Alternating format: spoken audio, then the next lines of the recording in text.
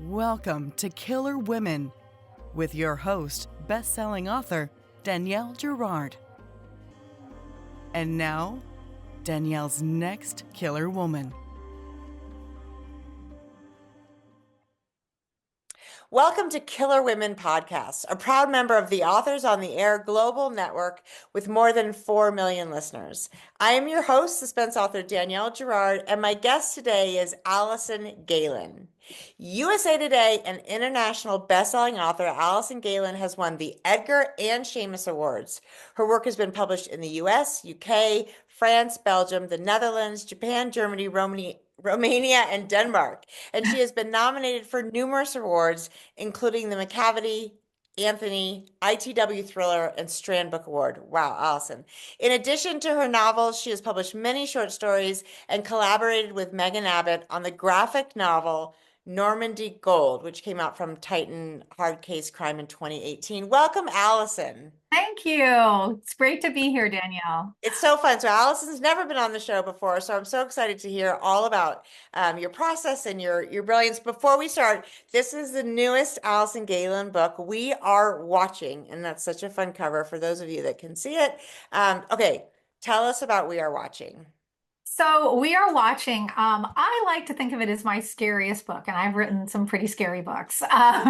So it is about something that is probably more plausible than it should be, but it's about a normal family, more or less, that becomes the target of online doomsday conspiracy theorists. And sort of, it's kind of about them kind of finding out that they are constantly being watched, and then that there is a deadline that these people have. And I don't want to say too much more, but it really is, I mean, there is a big element of the book that is the dynamics of this family, but it's also just the fact that they have been targeted for reasons that are completely beyond their understanding. Right.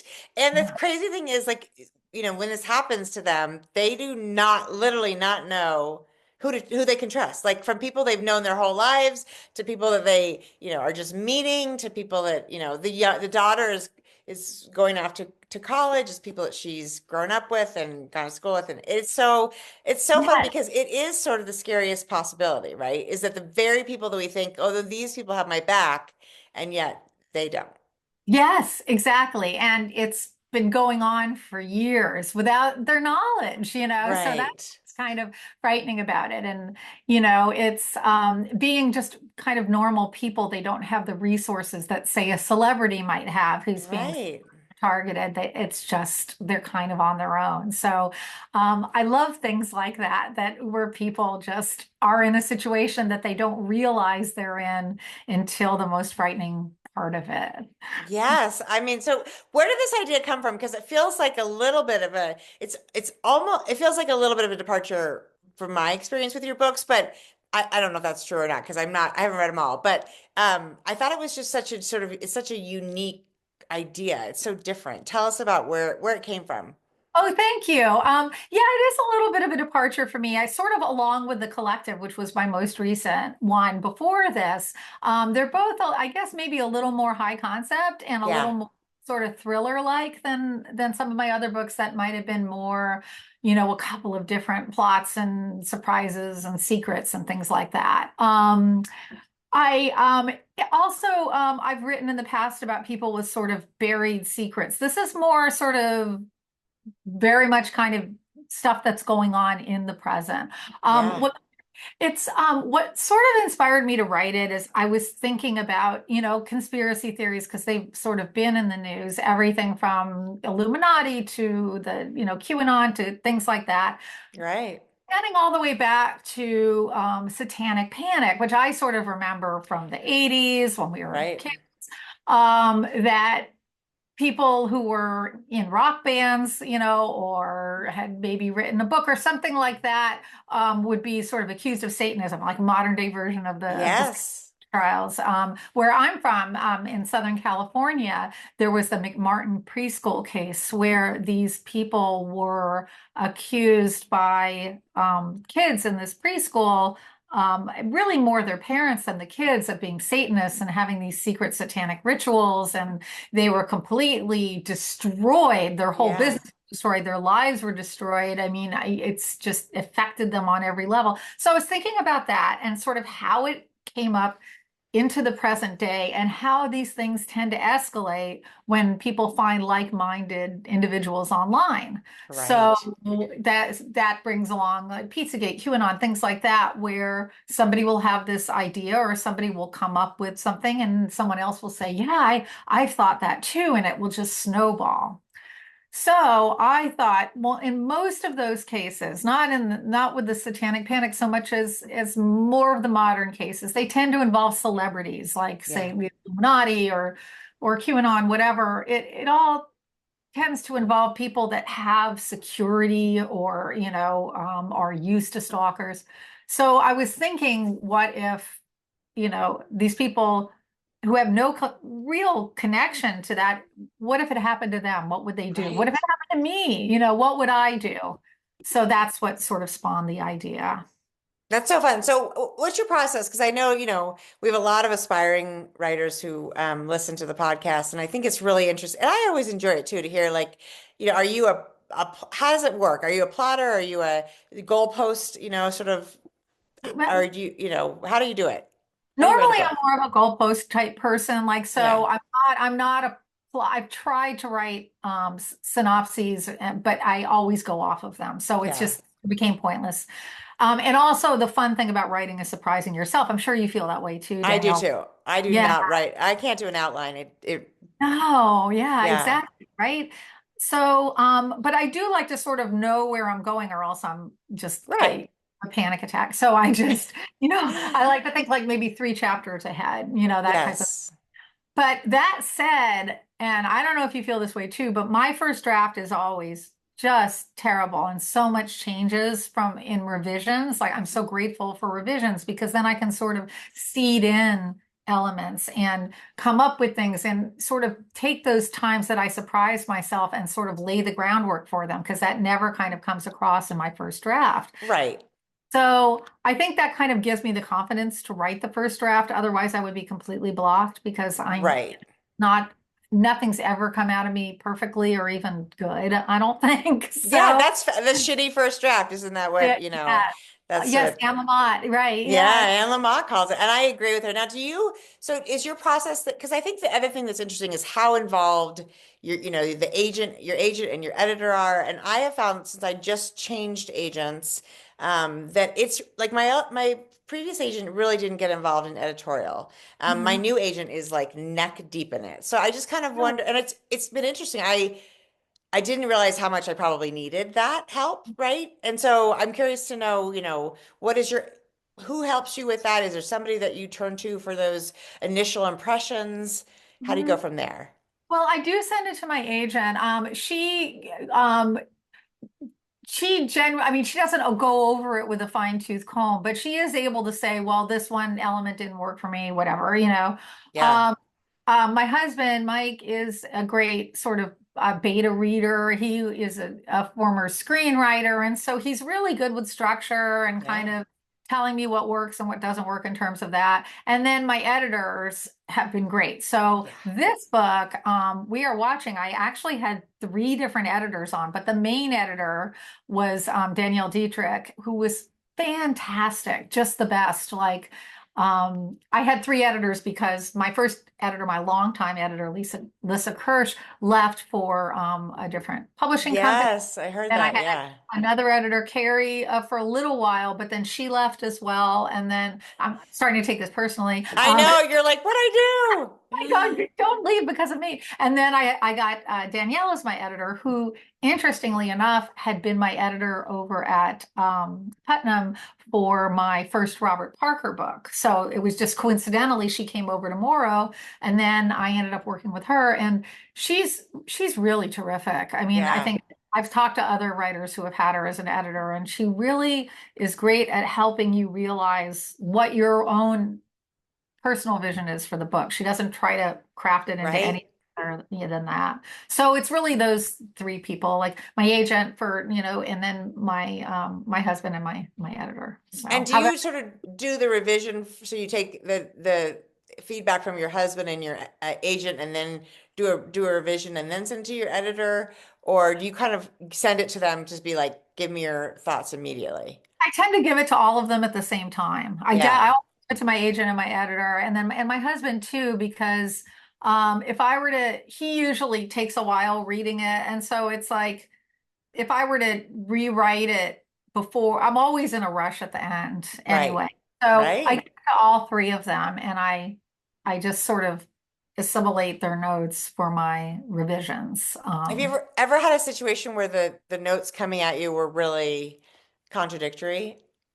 Um, no, but I have had things where, say, my husband's noticed things that my editor hasn't. And Yeah, so, well, I'll just sort of mention that to my editor that, oh, I'm putting this in too. Because, and they'll, oh, that's a good idea. I didn't notice. Nobody's ever like disagreed with each right, other. right. I think I've been lucky that way too, but I do sort of wonder. I mean, because you think about, rewriting a book, and it really can go 1,000 different ways. Yeah. And, and it's like, I have heard stories where somebody like, edits based on their agent's suggestions and then turns it into their editor only to have them want I'd to be like, take it back to why did you where it put was. I that? was like, oh God, Nightmare. yeah, that is totally a nightmare. Now, so are you sort of, I mean, you're probably like me, your kids are grown and Yes. gone. And so Yes. what is your work? How do you sort of set up your days? Do you write every day when you're in a book, or are you kind of, you know, how I do you still, do that? I mean, I try to write every day, and especially like when I'm getting near deadline, I sort of have to force Hmm. myself. Yeah, I tend to like to write the most in the mornings.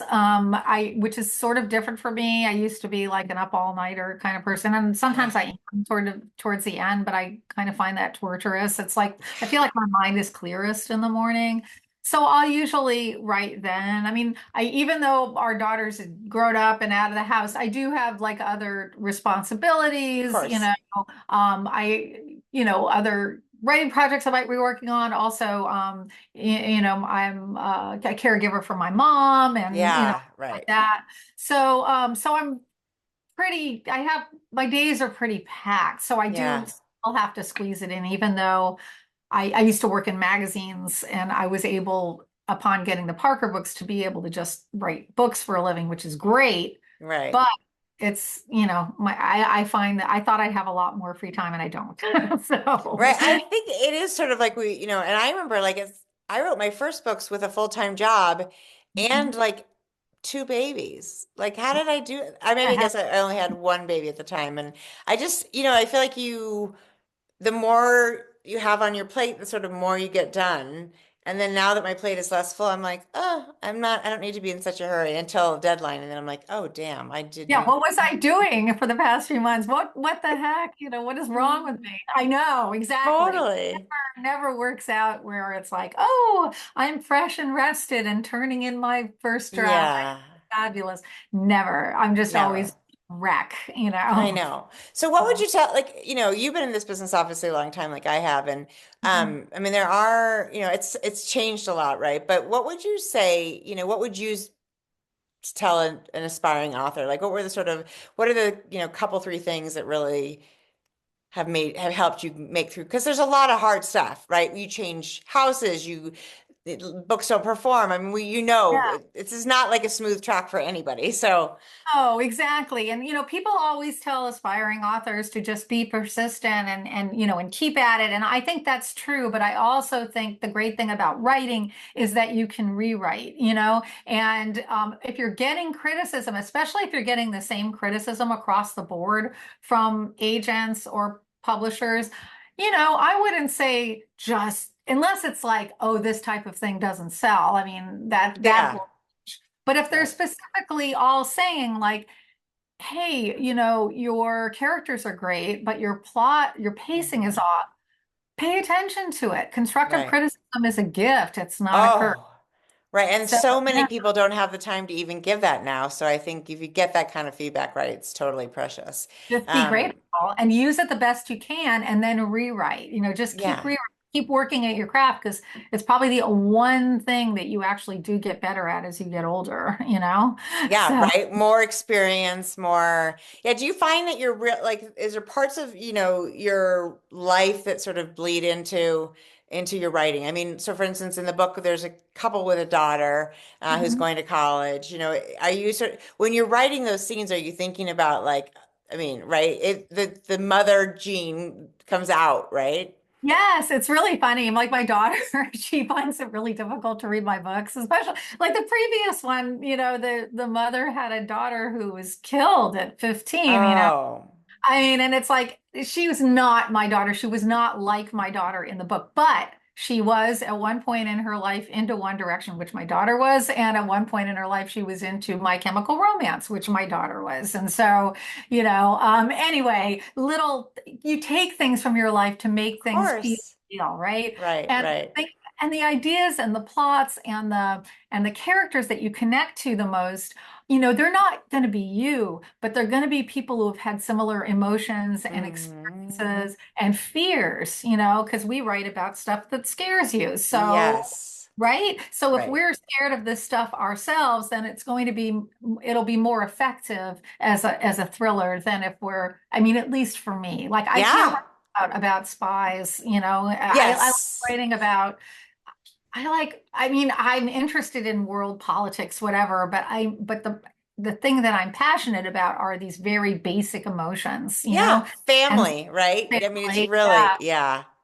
And family, your grief, all books, the things, yes, exactly. That is right. And I think there is something so universal. It doesn't matter, what kind of parent you are. There's something about that kid, kid in danger, Mhm. especially when there's not like you're too far away to help. I mean, that is Yeah. really, um, Absolutely, absolutely. And the book is also there in We Are Watching, she's got a kind of is a strange relationship with her father, the main mhm. character.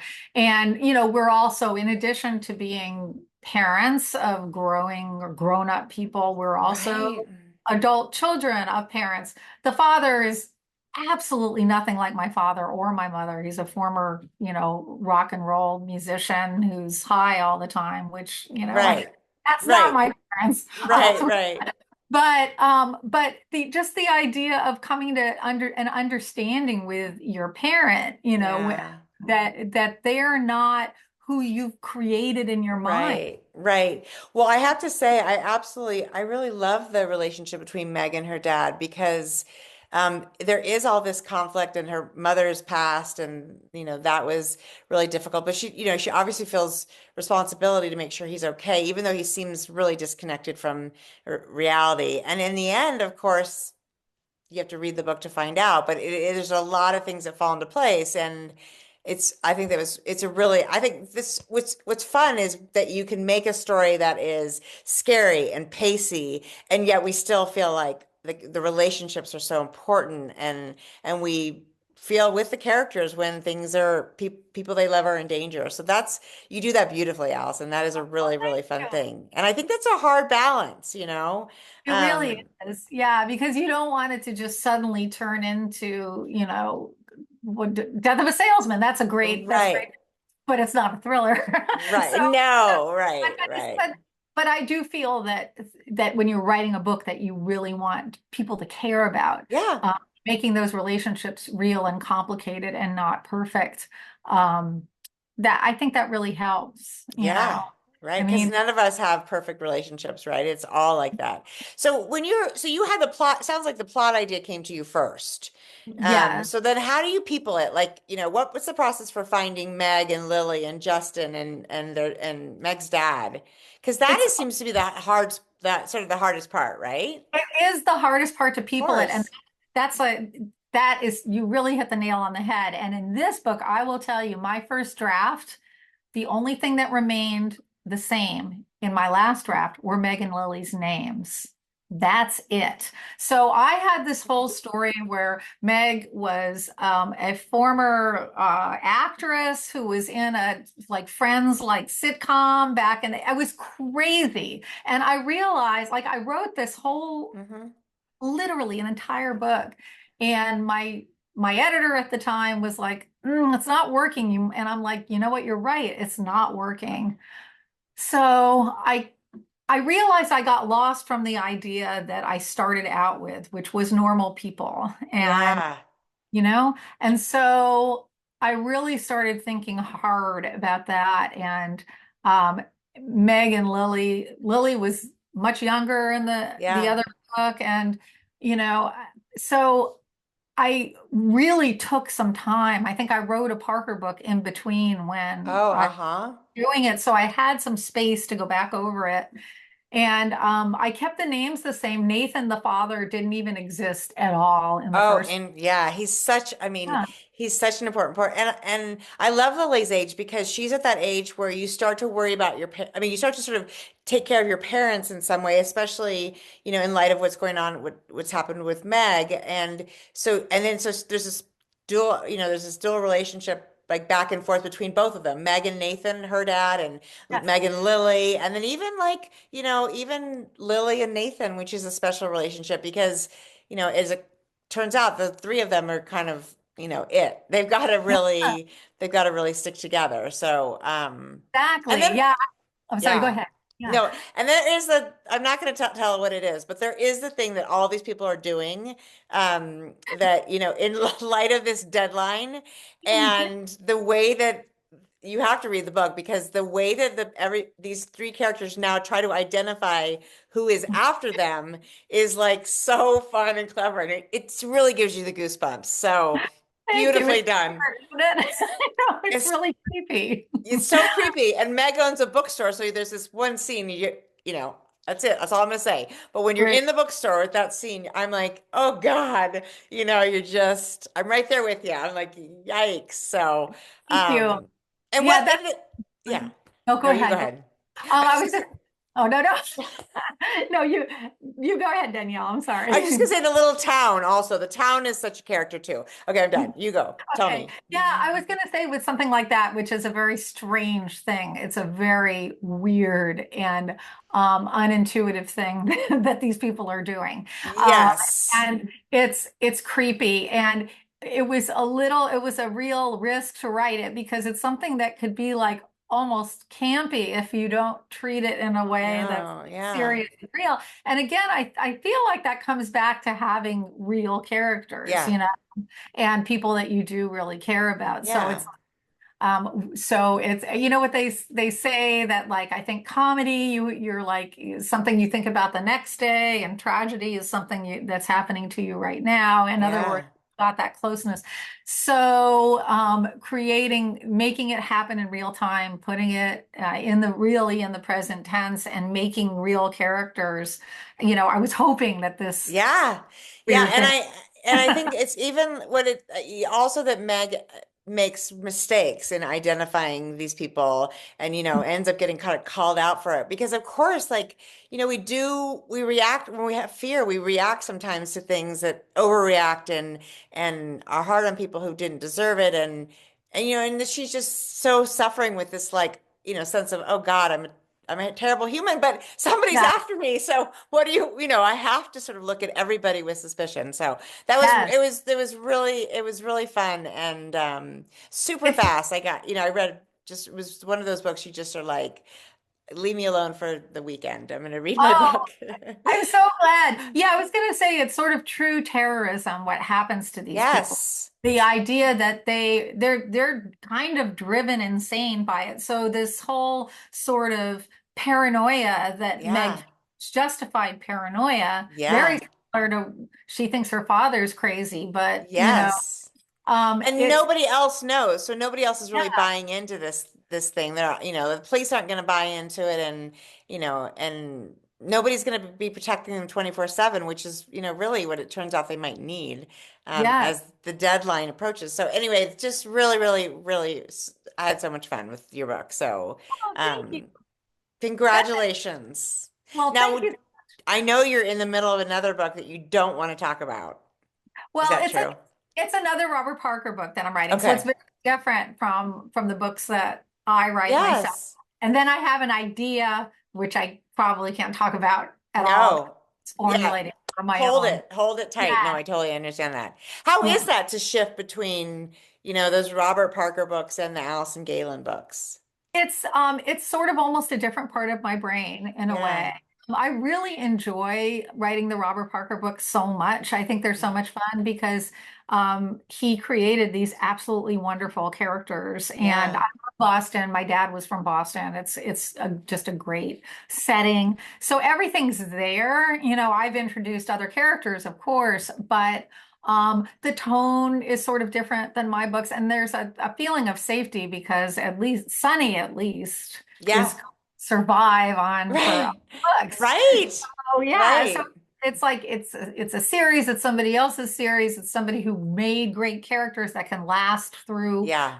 books. So I really enjoy it. I have found it a little less stressful than writing my own books, and so that's good. Although there is the stressful element of you want to make the fans of Robert B. Parker happy, and Of course. and especially since I'm writing this really for his estate, his family, to carry Yeah, right. Right. on. And So, there's a lot of people who are invested in your work in those yes, books. exactly. I mean, I don't think there's quite the same pressure as maybe with Spencer, which Yeah. is iconic character. I mean, Sunny's a great character, but she's the youngest, the newest character that he wrote, and she's the one female character. So that I feel like, well, I've got a little one up there because I know more of what it's like to be a woman than Right. anyone who's ever written her before. That's So so, yeah, that's yeah. so true and interesting. Now, does your editor for those books help you with a plot, or it's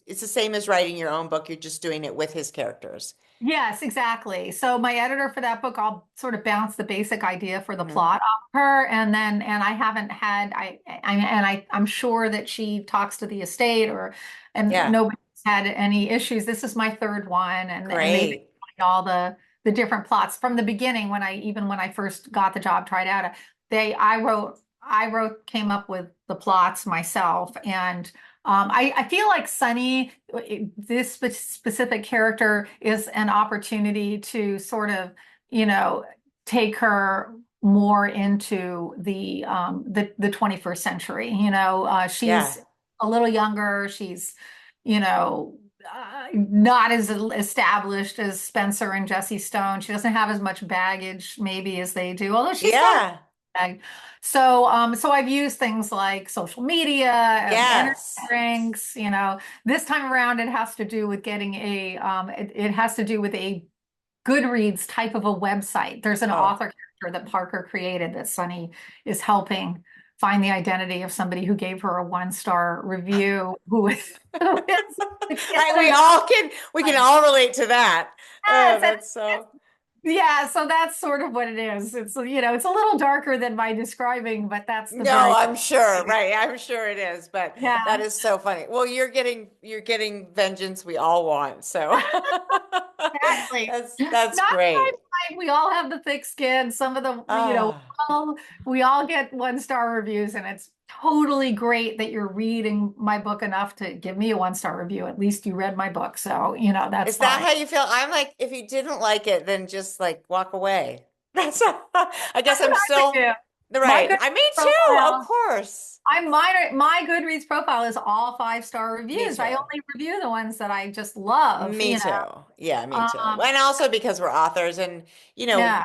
I mean, we want to support authors. So I agree. And I know it's hard. I know that not every person loves every book but it is like the worst is when they tag you on a 1-star review on Instagram or Facebook and you're like, "Oh, thanks. That was like, Yeah, did you thank have to you. call my attention to that one?" Right. I appreciate that so much. Thank you. I mean, Yeah. really? Okay, well, Yeah, it is fun. There's so much. So that is a fun. I love that. That's a great, what a fun idea for a book. Well, I'll look forward to that one too. Well, this okay. was so fun. Oh, And this is coming out on the 25th. Is that right? the 28th of January. Yes. Yes, okay, the 28th of January. So, and we will have a giveaway, a copy of Allison's book for giveaway. So keep an eye on our Facebook page for that and go get yourself a copy of We Are Watching. Allison, it was so fun to talk to you. What a great book. Oh, thank you so much. It was wonderful talking to you, Danielle. Everybody, thank you so much for joining us today with Alison Gaylin and her new book, We Are Watching, and we will see you next time. Bye. Bye.